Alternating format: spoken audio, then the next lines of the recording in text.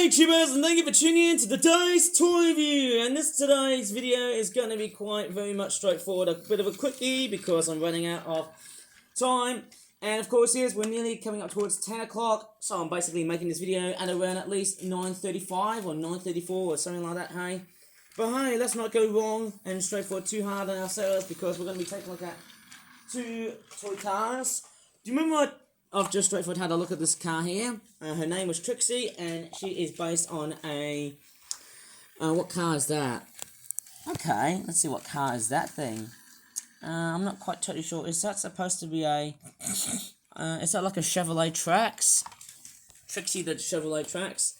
Drive off, you beautiful girl. Let's move on to another character, who is a beautiful... Ooh!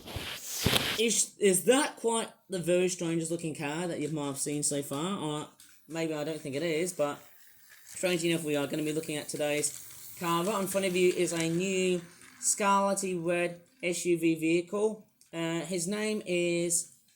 it's quite a very strange vehicle. Before I should reveal the name, the vehicle, as you can see here, is a...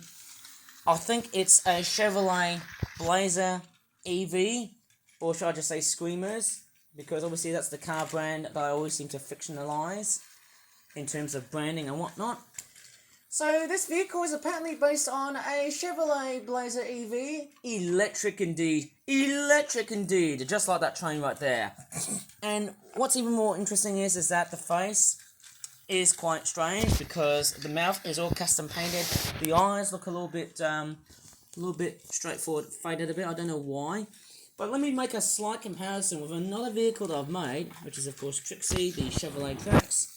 And you can see there's a sizable difference. This red behemoth is straightforward, a little bit straightforward, wider, and a bit bigger. And also the cab is also a little bit too offset.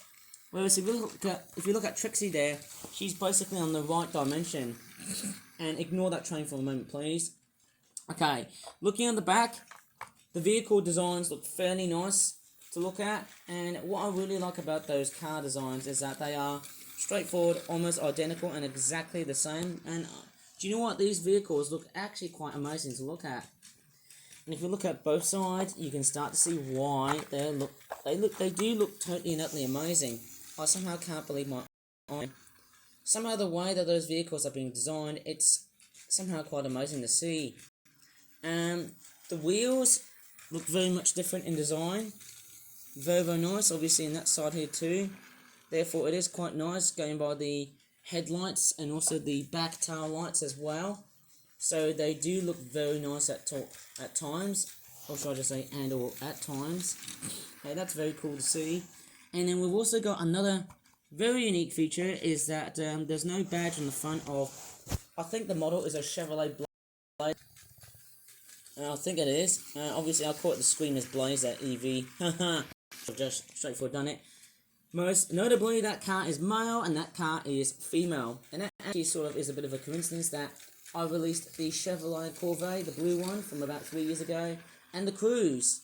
That was straightforward, a bit of a coincidence. What's curious is that if you look at the design of today's cars, they've got a very strange looking black lining that runs along the wheel's edge, which is actually quite a very nice design, considering that, hey, I like to make more of those, but hey, can't I just trust and promise about things of like... It's a wonderful design, but hey, strangely enough, it does look very, very nice. Now, the one thing I really don't like is just how sloppy the paint job is. Well, the paint is nice, nicely finished off, but there's a little bit of like, seams I really don't like. Get out of the way, train. Like, there's a bit of grey detailing of where the logo is. Like that there, that's sort of interfering with the actual paint job's design. But nevertheless, it looks quite nice. And right over at the bottom here is a very nice description of what this vehicle is all about.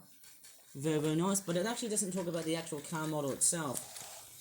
Yes, it seems like that 2025 has been an amazing year for Cars toys. And I mean, I'm not straightforward talking about the Disney Pixar Cars toys. I'm actually on about my own interpretation of Disney Pixar's Cars.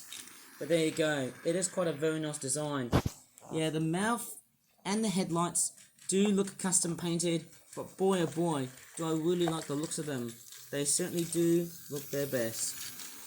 Right, obviously one thing I should have also pinpointed is that the cab, as I said before, is a little bit offset on Troy, whereas Trixie are much more upright and much more aligned and proper looking cab design.